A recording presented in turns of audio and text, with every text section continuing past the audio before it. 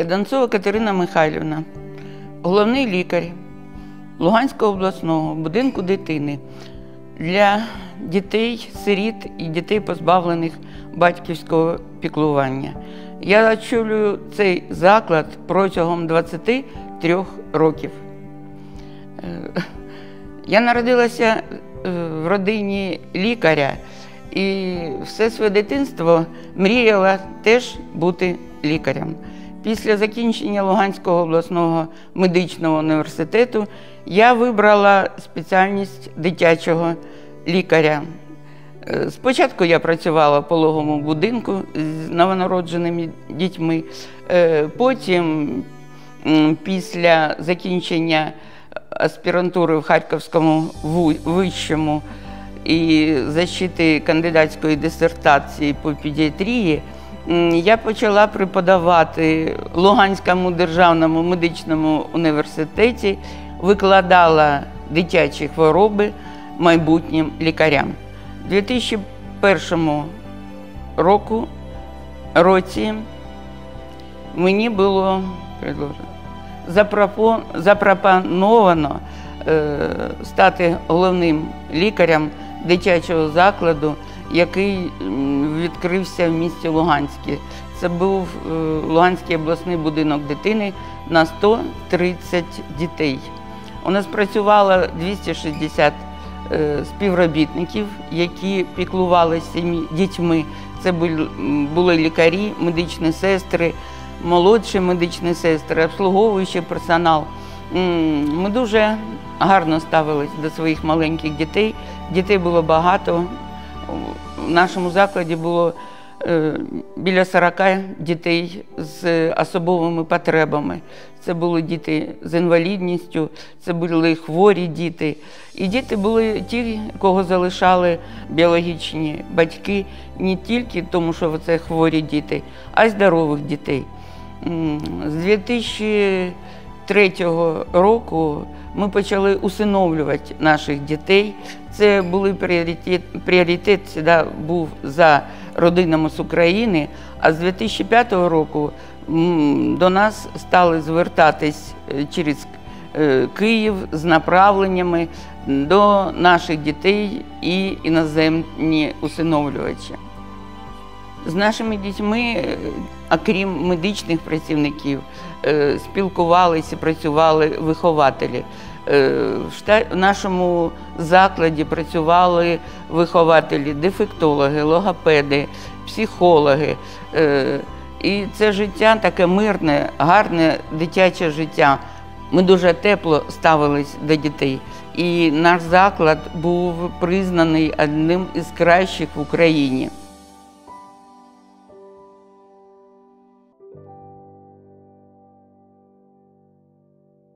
У 2014 році, коли до влади в Луганську прийшло сепаратистське, і наш заклад був евакуйований.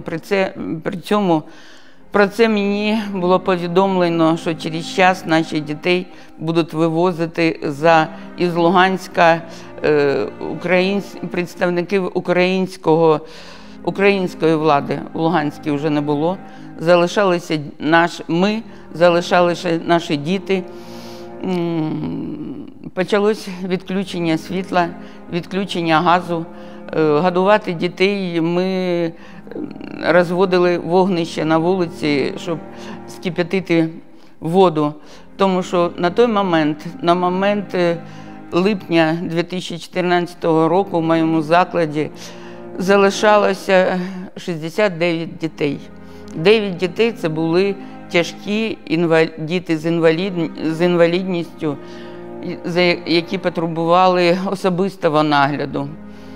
І за 2 години нам було приказано сепаратистською владою всіх дітей зібрати, всіх співробітників, які могли би їхати з дітьми, теж зібрати. Нас розмістили не в медичний транспорт, це був транспорт, це були автобуси, не предназначені для перевезення малих і хворих дітей. Самому маленьким дітям в той момент у нас було по 2-3 місяці. Цих дітей треба було годувати кожні 3 години. Ми опинились в таких умовах, дуже жахливих умовах. Нам нічого не залишалось, як брати своїх дітей в руки, грузити їх в ці автобуси. І нам було об'явлено, поруч з нами стояли люди зі зброєю, які заставляли нас заходити з дітьми в ці автобуси. І таким чином нам було об'явлено, що ми їдемо і нас вивозять до Крима, тому що літо, тому що жарко, тому що в Луганську дуже небезпечно. І через 3 години ми опинились на кордоні Росії і України. Це було маленьке містечко в 50 кілометрах від Луганська. Це була російська таможня, це був Донецьк Ростовської області, де ми опинились.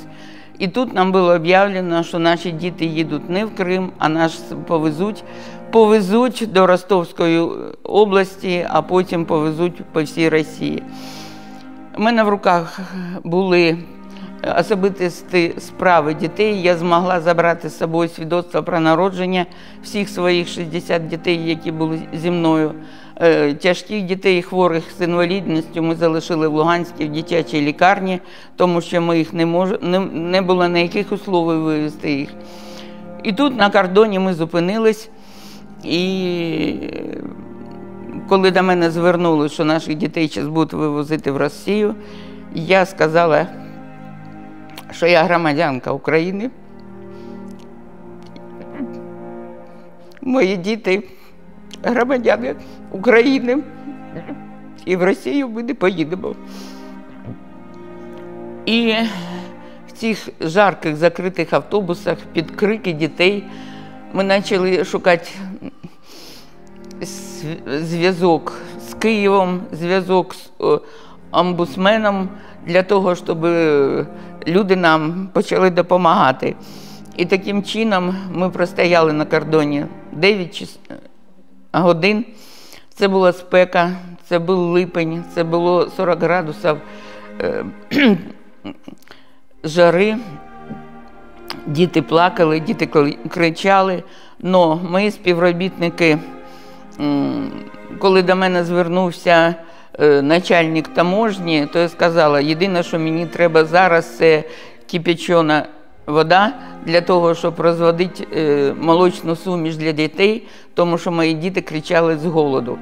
І таким чином нам було предоставлено, нас хотіли помістити, вивезти ще кудись, але я настояла на тому, що ми нікуди не поїдемо.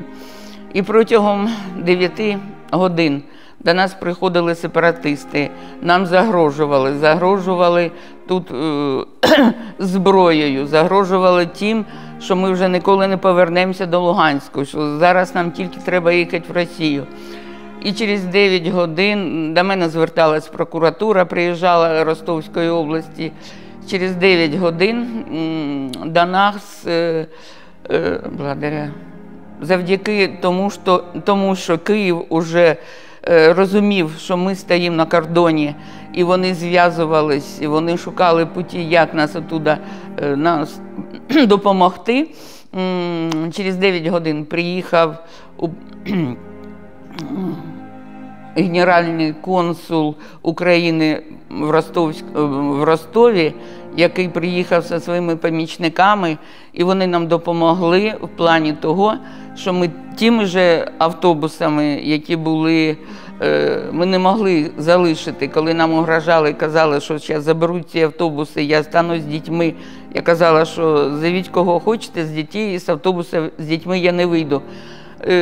І завдяки генеральному консулу України через 9 годин ми поїхали по території Росії, і ми вернулись в Луганську область через другий кордон, через другий пропускний пункт, пропускний пункт Гуково або Мілове в Луганській області. Ми в'їхали в Луганську область, а потім теж в зв'язку з переговорами Києва, Харкова, Луганської обладміністрації ми ще сутки провели на території Луганської області, а через сутки поїхали до Харкова. І тут вже нас супроводжували і медичний транспорт, і гарні автобуси, і наші діти були вже накормлені, нагодовані. І ми приїхали 26 липня 2014 року до Харкова. І мої діти були розміщені в 3 закладах міста Харкова. І коли мої діти були розміщені в закладах Харкова, в Луганську в мене залишалося ще 9 дітей з інвалідністю, хворих дітей. І в серпні 2014 року по російським каналам пішла інформація, що дітей-інвалідів, залишених в Луганську, вивозять до Росії. Київський омбудсмен, наш український омбудсмен з прав дітей, зателефонував до мене, і ми з нею, з її командою поїхали до Росії, до Донецька, Ростовської області, куди були вивезені ці діти-інваліди. По російським каналам вони вивозились військовими, вони вивозились під дулами автоматів. Це хворі діти. Мене тоді охватив жах, коли я бачила ці зйомки, тому що вони на руках дітей писали і на ногах дітей, інвалідів, писали їх прізвища, і супроводжуючих медичних працівників рядом з моїми хворими дітьми не було. І коли ми приїхали в серпні, переговори йшли протягом 3-4 днів між Києвом і Москвою, і ми з омбудсменом, я як опікун, поїхала до Росії, ми забрали цих хворих дітей і вже медичним транспортом, супроводжуючими лікарями і медичними сестрами, ми їх вивезли до Харкова і розмістили в спеціалізованому будинку дітей для дітей з інвалідністю. І тоді мої всі діти залишились в безпечній ситуації, а я повернулася в Луганську область до міста Сєвєродонецьк, де в жовтні 2014 року ми возобновили роботу Луганського обласного будинку дитини на території підвласній Україні. І протягом 2014 року до 24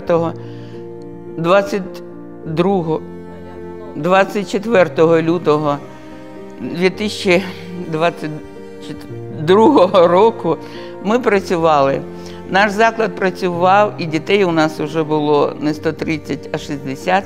Ми займалися цими дітьми. Ці діти були усиновлені, уходили до батьків, під опіку, поверталися в родині. І таким ми працювали і думали, що все буде гаразд.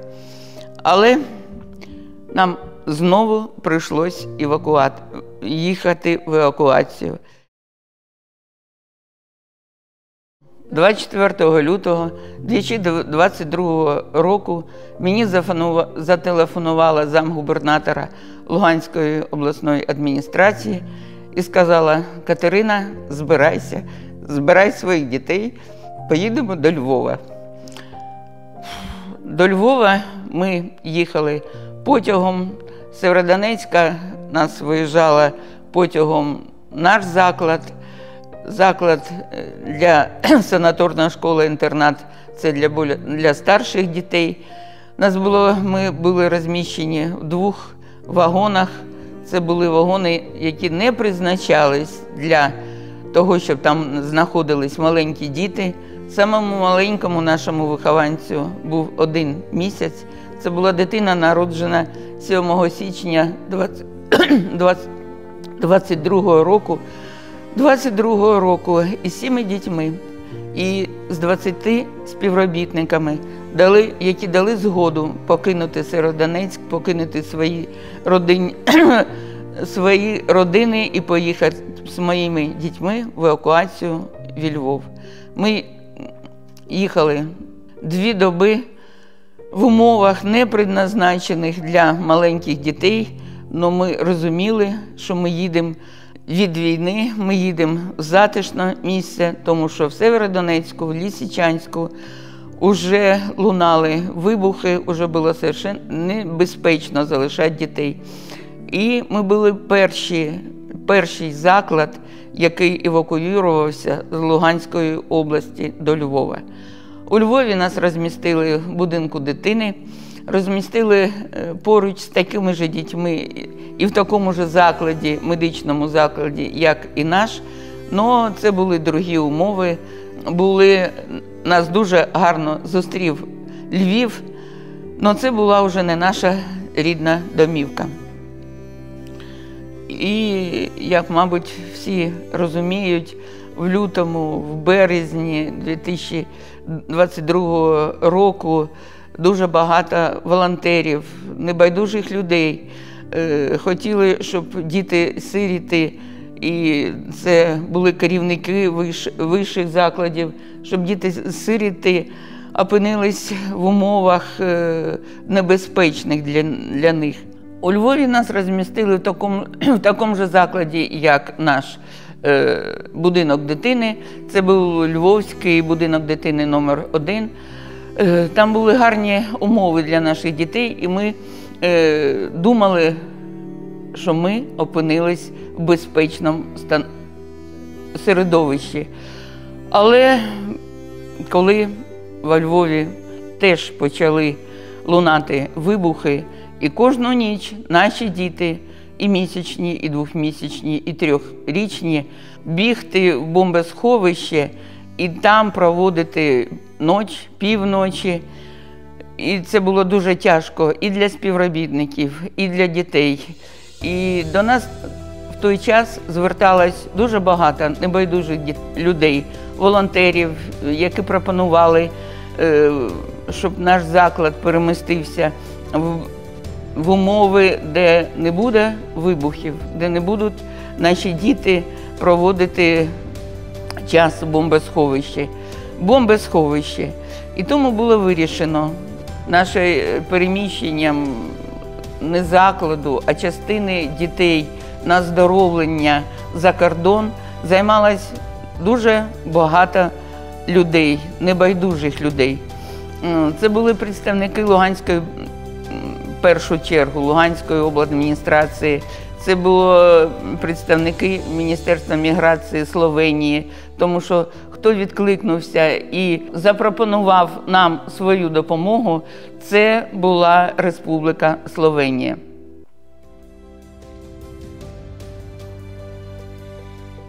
В квітні 2022 року було прийнято рішення про переміщення частини наших дітей. Це було 20 дітей, і це були старші діти, тому що маленьких дітей і дітей, які потребували особистого нагляду і особистого лікування, ми залишили у Львові, і нас тепло зустріла Республіка Словенія. Ми були розміщені в тихому, спокійному селищі Славіна, близь Постойної. Нам був виділений заклад, який до цього був дитячим закладом, це був дитячий садок. Словенія дуже гарно нас прийняла. Ми не очікували такого теплого, такого щирого прийому в іншій державі. Нам тут затишно, нам тут добре, нам тут яскраво. З нами працюють співробітники, вихователі Словенки. З нами, до наших дітей приходять в гості жителі нашого Славіна. Наші діти дуже гарно себе почувають. Наші діти відвідують дитячий садок. Наші діти ходять, старші наші двоє дітей ходили і ходять в школу, до школи. З нашими дітьми граються, бавляться. Дуже багато жителів, добрих людей, які приходять. Наші діти їх всі знають.